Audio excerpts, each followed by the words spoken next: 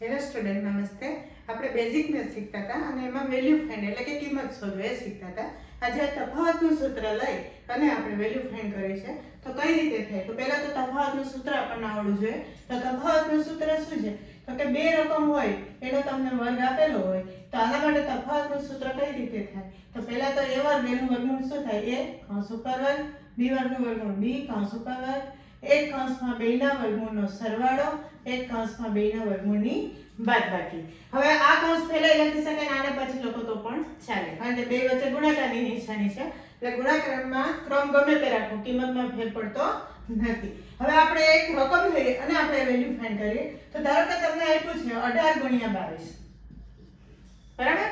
તો હંમેશા યાદ રાખવાનું તફાવતનું સૂત્ર જ્યારે હશે ત્યારે વચ્ચે એક મીંડાળી રકમ હોય એનાથી બે સરખા અંતરે હોય. તો 18 અને 22 ની વચ્ચે કોણ હોય? તો કે 20 હોય. તો 20 માંથી 2 બાદ કરો તો 18 આવે અને 20 માં 2 પ્લસ કરો તો 22 આવે. તો આપણે લખીએ 18 એટલે શું? તો કે 20 ઓછા 2 અને 22 એટલે શું? તો કે 20 + 2.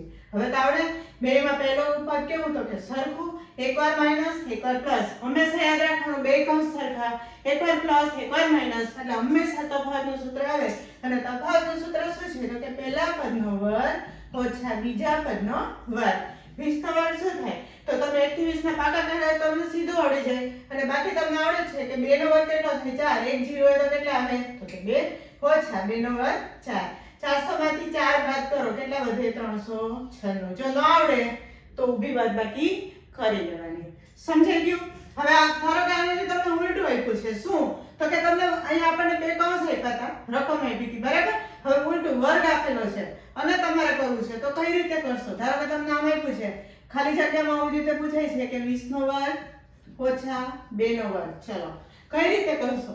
તો તમને ખબર પડી જાય કે બે સંખ્યાનો વર્ગ છે, વચ્ચે માઈનસ છે, તો તફાવતનું સૂત્ર જ આવે. શું છે તફાવતનું સૂત્ર?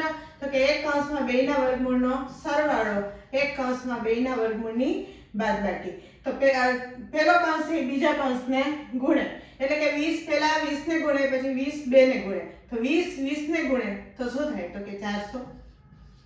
20 2 ને ગુણે તો શું થાય? તો કે 40. એવી રીતે હવે કોનો વાર આવ્યો? તો કે 2 નો. તો 2 છે એ 20 ને ગુણે. સમજાય છે? 2 20 ને ગુણે તો શું આવે? તો +40. અહીંયા વત્તા છે એટલે નિશાની ફરે નહીં તો પ્લસ માઈનસ શું થાય? માઈનસ. 2 નો 2 દુ તો કે 4. હંમેશા યાદ રાખવાનું પ્લસ હારે પ્લસ, માઈનસ હારે માઈનસ. અહીંયા જો તો -40 અને +40 એટલે આ બે ઉડી જાય. 40 માં 40 હોય તો 0. તો 400 ઓછા 4 આવ્યા. 400 માંથી 4 જાય તો કેટલા વધે? 396. આમ પૂછે તો પણ તમે જવાબ શોધી શકો અને આ રીતે પણ વેલ્યુ ફાઇન્ડ કરી શકો. સમજાઈ ગયું? Thank you.